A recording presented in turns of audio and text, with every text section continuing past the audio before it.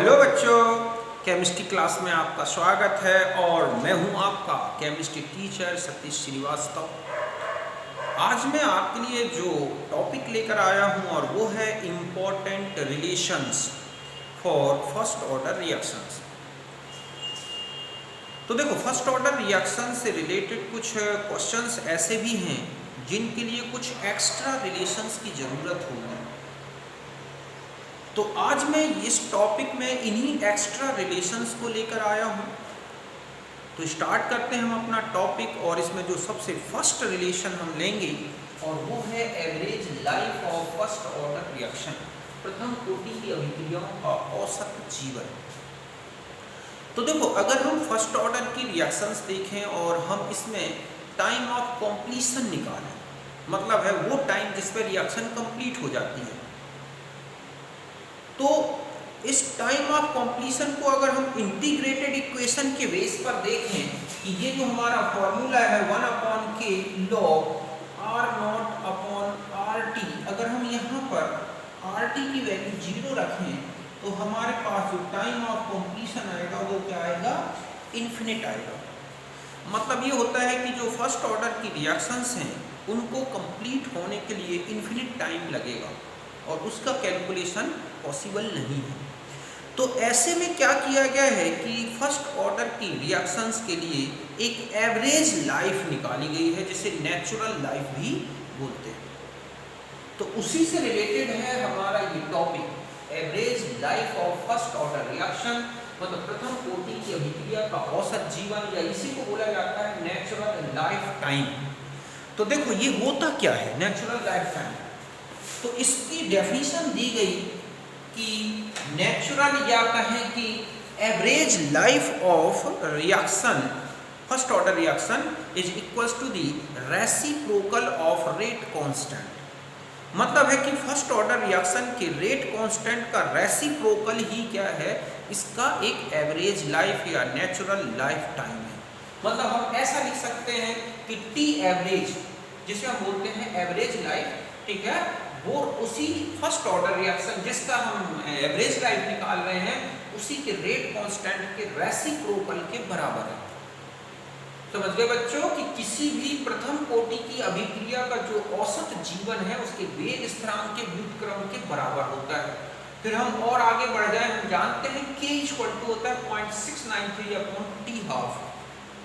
तो t average equal to क्या बन जाएगा, 1/0.693 इंटू t12 या 1.44 इंटू t12। तो t एवरेज और t12 का ये रिलेशन, अगर हमें t12 रिएक्शन का पता है तो हम एवरेज लाइफ से कैलकुलेट कर सकते हैं, या रेट कांस्टेंट के बेस पर भी कैलकुलेट कर सकते हैं। अब आता है इसमें क्वेश्चन जो आते हैं, पूछे जाते हैं कि एक एवरेज लाइफ निकल जाए तो रिएक्टेंट की क्या अमाउंट बचेगी, 2 एवरेज लाइफ निकल जाए तो क्या बचेगी, और n एवरेज लाइफ अगर निकल जाए तो क्या बचेगी रिएक्टेंट की अमाउंट। तो उसको हम यहाँ पर जो है डिराइव करके देख सकते हैं। तो हम यहाँ पर ये लेते हैं, देखो ये है फर्स्ट ऑर्डर रिएक्शन का विल्हेल्मी इक्वेशन। ये एक सिंपल जो आपने इंटीग्रेटेड इक्वेशन निकाला है उसी को हम इस फॉर्म में लिख सकते हैं। Ct यहाँ पर है, ठीक है, यहाँ पर जो Ct है ये है अमाउंट ऑफ रिएक्टेंट, ठीक है, after T time of reaction, ठीक है, और C क्या है, इनिशियल अमाउंट ऑफ रिएक्टेंट। मतलब है कि कोई टी टाइम निकल जाने के पश्चात कितना रिएक्टेंट बचा वो है अमाउंट, और यहाँ पर ये है रिएक्टेंट की इनिशियल अमाउंट। के रेट कांस्टेंट है, टी रिएक्शन का टाइम है, ई जो है लॉगरिथम बेस है। अब हम यहाँ पर आ जाए, मान लिया जाए कि रिएक्शन का जो टाइम है, कुल रिएक्शन जो चली उसका टाइम एक एवरेज लाइफ के बराबर है, 1 एवरेज लाइफ के बराबर। मतलब हमें यहाँ पर टी एवरेज, ठीक है, जो है वो एक टी के बराबर है, और हम जानते हैं कि टी एवरेज इक्वल टू क्या होता है, 1/k। तो हम इस टी, मतलब इस टी एवरेज को हम क्या मान रहे हैं, टी, और टी एवरेज की वैल्यू क्या होती है, 1/k। मतलब 1/k इक्वल टू टी है या 1/k equal to T average. तो अगर हम इस इक्वेशन में टी की जगह ये रख दें 1/k, तो हमारा रिलेशन क्या आ जाएगा, C T equal to C zero E का पावर -1, या हम इसको ऐसा भी लिख सकते हैं, नीचे ले जाएंगे तो प्लस होगी, अर्थात जो बची हुई अमाउंट है रिएक्टेंट की, जो इनिशियल अमाउंट है, ठीक है, जो बची थी उस इनिशियल अमाउंट की जो बची, मतलब सी टी जो बची हुई अमाउंट है एक एवरेज लाइफ के बाद सी टी, वो इस रिलेशन से कैलकुलेट कर सकते हैं। फिर दूसरा है कि मान लिया जाए कि टोटल टाइम रिएक्शन का 2 एवरेज के बराबर है, मतलब टी की जगह हम 2/k वैल्यू यूज करें, क्योंकि T average equal to 1/k और 2 का 2 हो गया, तो सी टी इक्वल टू क्या जाएगा, सी जीरो ई का पावर 2k/k, मतलब C T equal to C zero E का पावर -2, या हम इसको इस तरह लिख सकते हैं।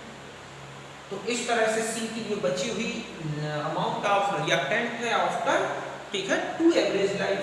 इसी तरह से मान लो n एवरेज लाइफ ले लें कि t equal to n average life है, मतलब ये हम ऐसा लिखें, t की जगह TA की जगह एवरेज की जगह हम क्या लिखें n अपॉन, इस तरह से कि t average equal to n upon k, और इसकी वैल्यू पुट अप करें तो हम देखेंगे कि हमारे पास आएगा C T equal to C zero E का पावर n। इस तरह से ये ऑब्जेक्ट का क्वेश्चन होता है। हम लॉगरिथम बेस की वैल्यू लेके 10 बेस पे लेके और इसको सॉल्व करके अगर हमें इनिशियल अमाउंट पता है तो कैलकुलेट कर सकते हैं। तो इस तरह से एक average life, 2 average life, 3 average life या n एवरेज लाइफ हो, आपको इतना सा ध्यान रखना है कि C T equal to C zero upon E की पावर n। यहाँ पर क्या है, n है नंबर ऑफ एवरेज लाइफ, यहाँ पर क्या है, n इक्वल टू है नंबर ऑफ एवरेज लाइफ। आपको मैंने कहा एक एवरेज लाइफ, तो आप C T equal to C zero upon E हो जाएगा, 2 एवरेज लाइफ तो ई की पावर 2 आ जाएगी, 3 एवरेज लाइफ दी गई है तो ई की पावर 3 आ जाएगी। मतलब इतना सा रिलेशन याद रखना है, यही आपका ऑब्जेक्ट का बहुत ही काम का क्वेश्चन है, ठीक है, तो आप इसे नोट करें।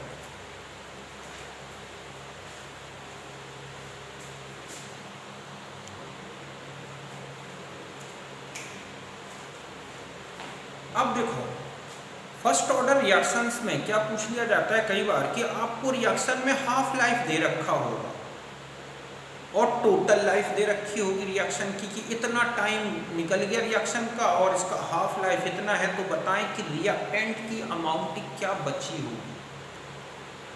तो हम बहुत ही इजी गोइंग इसको सॉल्व कर सकते हैं। तो हम इसी को देख रहे हैं यहाँ पर कि amount of reactant left N half life, ठीक है, मतलब है कि n अर्धायु काल के पश्चात अभिकारक सांद्रता क्या होगी, ठीक है, इस तरह से। तो n अर्धायु काल के पश्चात अभिकारक की सांद्रता निकालनी हो, समझ गए ना। तो हमें क्या करना है कि ये रिलेशन लेना है। देखो कैसे निकालेंगे, हम जानते हैं कि एक रेट कांस्टेंट और हाफ लाइफ का ये रिलेशन है, k equal to 2.303 upon t half log 2, और रेट कांस्टेंट का ये रिलेशन है। अब यहाँ दोनों रेट कांस्टेंट हैं, तो इन दोनों को आप क्या कर दो, कंपेयर कर दो। तो जब आप कंपेयर करेंगे तो आपके पास आ जाएगा t अपॉन, ठीक है, t half log 10 power 10 base पे ले रहा हूं मैं, 2 equal to log 10 base ct upon cg। इसको हम ऐसा लिख सकते हैं, ये आगे है, इसको आगे करते हैं या इसकी पावर के फॉर्म में लिखते हैं और इसको सेम लिखे रहते हैं, और हम इसको ऊपर करते हैं, इसको नीचे, तो हम ऐसा लिख सकते हैं क्योंकि ये नेगेटिव हो जाएगा या फिर ये नेगेटिव हो जाएगा, तो इसको हम ऐसा लिख सकते हैं अगर हम सी टी ऊपर करते हैं। अब log 10 और इसमें log 10 दोनों हटा दें तो हमारे पास क्या बचा, 1/2 की power t upon t half equal to C T upon C zero. इस रिलेशन से यहाँ पर जो सी टी है ये क्या है, concentration of reactant left after T time, ठीक है। C क्या है यहाँ पर, इनिशियल कंसंट्रेशन ऑफ रिएक्टेंट, अभिकारक की प्रारंभिक सांद्रता, T समय पश्चात सांद्रता, T है टोटल टाइम ऑफ रिएक्शन, अभिक्रिया का कुल समय, और T हाफ क्या है, हाफ लाइफ ऑफ रिएक्शन। और अगर हम T अपॉन T हाफ को n लिख दें तो ऐसा लिख सकते हैं, बस हमें टोटल टाइम पता हो, हाफ लाइफ पता हो तो हम Ct की वैल्यू कैलकुलेट कर सकते हैं। जब n की वैल्यू यदि 1, 2, 3, 4 इस तरह से आती है तब बहुत ही आप आसानी से इसको कैलकुलेट कर सकते हैं। तो आप समझ गए होंगे कि ठीक है कि n हाफ लाइफ अगर निकल जाते हैं तो क्या बचेगी अभिकारक सांद्रता, उसे हम कैलकुलेट करें। हम इसको ऐसे भी लिखते हैं हाफ, ठीक है लाइफ।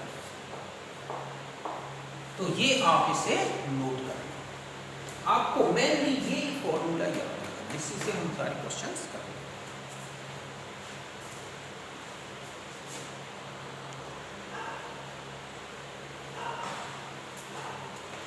अब देखो कई बार आपको ऐसा क्वेश्चन दे रखा होगा कि फर्स्ट ऑर्डर रिएक्शन के 80% कंप्लीट होने का टाइम क्या होगा अगर रेट कांस्टेंट ये है, समझ गए ना।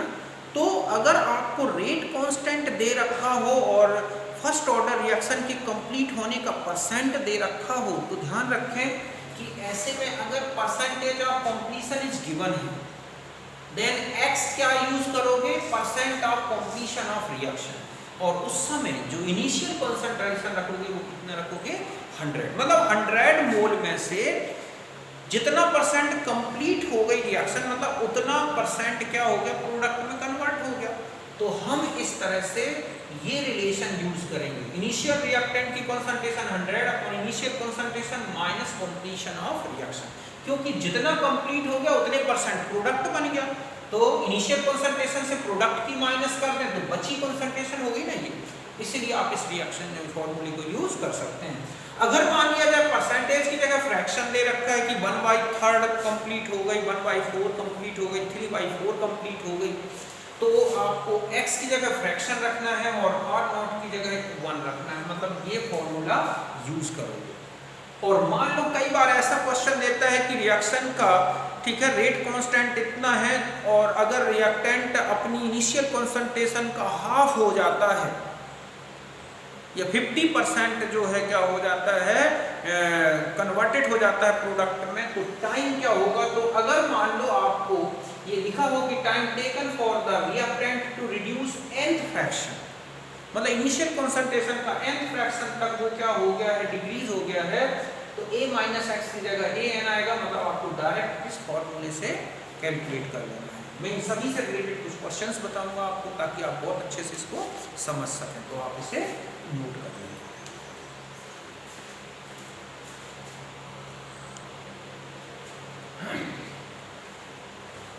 अब देखो पहला क्वेश्चन है मेरा कि calculate time for 99.9% completion of first order reaction if t half है 20 मिनट, मतलब है कि प्रथम कोटि की अभिक्रिया का 99.9% कंप्लीट होने का टाइम क्या होगा यदि अर्ध आयुकाल 20 मिनट है। कई बार ये क्वेश्चन ऐसे पूछा गया है कि प्रूव दैट, ठीक है, कि how total time of 99.9% completion of first order reaction is 10 times of its half life, मतलब है कि सिद्ध कीजिए कि प्रथम कोटि की फर्स्ट ऑर्डर की रिएक्शन का 99.9% कंप्लीट होने में जो लगा समय है वो उसके हाफ लाइफ का कितना होता है 10 टाइम्स। तो आपको क्या करना है, देखो यहाँ पर पहले मैंने आपको बता दिया अभिकारक जो है यहाँ पर रिएक्टेंट का इनिशियल कंसंट्रेशन नहीं दे रखा, केवल रिएक्शन के कंप्लीशन का टाइम दे रखा है, ठीक है, सॉरी कंप्लीशन की बताया गया है कि कितना परसेंट कंप्लीशन हुआ है। तो आपको क्या करना, अभी मैंने बताया था कि अगर रिएक्शन का केवल कंप्लीशन परसेंटेज दे रखा हो तो आप r0 कितना लोगे 100, तो rt इक्वल टू क्या होता है, मतलब इसी को बोलते हैं r0 minus x equal to होता है rt। तो मैंने आपको बताया था कि x की जगह क्या रखोगे आप, जो भी आपको कंप्लीशन परसेंटेज दे रखा, अगर परसेंट में दिया है तो इस तरह से आपके पास rt कितना हो गया 0.1, k आप जानते हैं 0.693 अपॉन t हाफ, बस ये फॉर्मूला लगा देंगे 2.303 अपॉन k log r, ठीक है, r0 अपॉन rt। तो आपको ये सब वैल्यूज दे रखी हैं आपने पुटअप की, तो आपके पास इस तरह से और सॉल्व करते जाएं तो ये आ गया t99 ठीक है, इसके लिए जो टाइम लगा वो है 199.99, ठीक है, अर्थात लगभग 200 मिनट्स, जो आप देख रहे हैं कि इसके हाफ लाइफ 20 मिनट से 10 टाइम्स ज्यादा है, ठीक है, ये प्रूफ हो गया। और या फिर एक रिलेशन अभी आपको मैंने बताया था rt मतलब ct equal to c0 into 1/2 की पावर n, मतलब यहाँ पर मैं ऐसा भी लिख सकता हूँ CT इक्वल टू C0 1/2 की पावर n, जहाँ CT मतलब RT मतलब बची अमाउंट तो 0.1 है, इनिशियल क्या ली है हमने 100 1/2 की पावर n, तो हम इसको सॉल्व करें तो हमारे पास n आ गया 10। अब 10 जो n है ये है नंबर ऑफ हाफ लाइफ, तो टोटल टाइम कितना है और हाफ लाइफ, तो इस तरह से आपने t की वैल्यू यहाँ भी निकाली, वही 200 मिनट आ गई। तो इस तरह से किसी भी फर्स्ट ऑर्डर की रिएक्शन का 99.9% कंप्लीट होने का टाइम उसके हाफ लाइफ का 10 टाइम्स होता है। ये ऐसे भी प्रूव कर सकते हैं, या मान लो उन्होंने कह दिया कि 75% कंप्लीट होने का टाइम आपका हाफ लाइफ का डबल होता है, तो भी प्रूफ कर सकते हैं। तो इस तरह से अगर आपको प्रूफ करना है तो ये इस तरह क्वेश्चन करने, तो आप इसे नोट करें।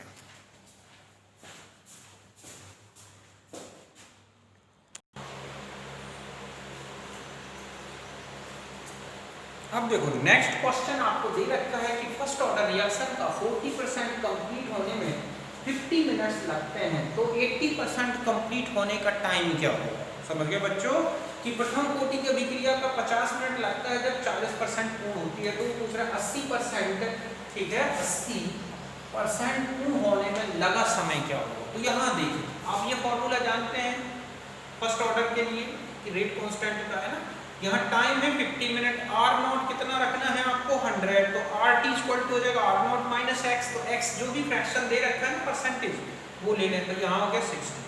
अब बस आप फॉर्मूला लगा देंगे तो रेट कांस्टेंट आ जाएगा। यहाँ तक मैंने कर दिया, इसको आगे आप तो कर सकते हैं या डायरेक्ट के की वैल्यू अभी यहाँ से ले लें। अब पूछ रहा है 80% कंप्लीशन का टाइम क्या होगा, तो रेट कांस्टेंट तो वही रहेगा, बस हमें क्या करना है आर नॉट 100 और आर टी 100 माइनस 80 मतलब 20। तो अब आप इसमें फिर रखेंगे फॉर्मूले में के इक्वल टू, तो आपको ये कैलकुलेट करना है, ये तो आपने यहाँ से ले लिया, ठीक है, ये रख दिया, आर की जगह ये हो गया, तो इसको और आगे करते जाओगे तो ये आ जाएगा रिलेशन, जिसमें फिर आप टी 80% का टाइम जो है ये कैलकुलेट कर लोगे, जो आएगा 157.88।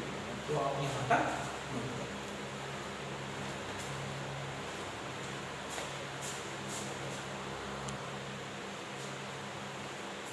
अब देखो नेक्स्ट है कि half life of first order reaction ये है 2.31 × 10⁻³ minute. How long will take for, ठीक है, 1/5 of the reaction to be left behind, ठीक है, और रिएक्टेंट लेफ्ट बिहाइंड, मतलब वो कह रहा है कि ये है हाफ लाइफ। अगर रिएक्शन इतनी चल चुकी है कि जो रिएक्टेंट की कंसंट्रेशन है वो जो इनिशियल कंसंट्रेशन है उसका 1/5 बची है, तो उसके लिए आपका क्या टाइम होगा। तो देखो मैंने आपको एक रिलेशन बताया था कि अगर आपको ये क्वेश्चन में दे दिया गया हो कि रिएक्टेंट की अमाउंट इतनी बची है, मतलब रिएक्टेंट इनिशियल रिएक्टेंट के रिस्पेक्ट में इतना फ्रैक्शन उसका बचा है, तो आपको ये रिलेशन लगा देना है। टी हाफ दे रखा है, के आ गया, तो टी इक्वल टू ये हो गया log n, कैसे a की वैल्यू 1 माने तो a माइनस एक्स को क्या मानेंगे 1/n, 1/n, n की वैल्यू कितनी है यहाँ पर 5, तो यहाँ पर हम यहाँ 5 रख देंगे। बस आप इसे सॉल्व कर लें तो ये आ गया आपका टाइम, समझ गए ना। log 5 की वैल्यू कितनी होती है 0.699, ठीक है, बस इसको आगे सॉल्व कर देंगे। दूसरा था कि अगर calculate the time 3/4 completion of first order reaction, मतलब 75% कंप्लीट हो गई है रिएक्शन, तो उसका टाइम क्या होगा 3/4।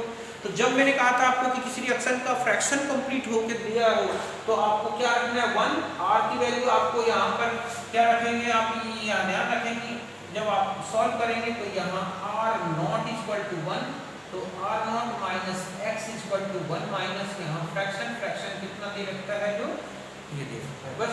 तो log 4 आ गया, log 4 की वैल्यू को हम ऐसा लिख सकते हैं ना 2 log 2 log, तो 2.303 और log 2 की वैल्यू होती है 0.693, ठीक है, 2 से 2 कैंसिल हो गया और 10 to the power 3 ऊपर जाएगा, तो ये हो जाएगा 693 मिनट। तो इस तरह से ये आपका टोटल टाइम आ गया जो हाफ लाइफ के डबल के बराबर होगा, क्योंकि 75% का मतलब है 2 हाफ लाइफ गुजर चुके हैं फर्स्ट ऑर्डर रिएक्शन के। तो इस तरह से मैंने कुछ इंपॉर्टेंट क्वेश्चंस बताए हैं जो कि फर्स्ट ऑर्डर से कुछ रिलेटेड है, और भी हम न्यूमेरिकल्स देखेंगे आगे वीडियो में, ठीक है। तो अब मिलते हैं हम नेक्स्ट वीडियो में, तब तक के लिए बाय, थैंक यू।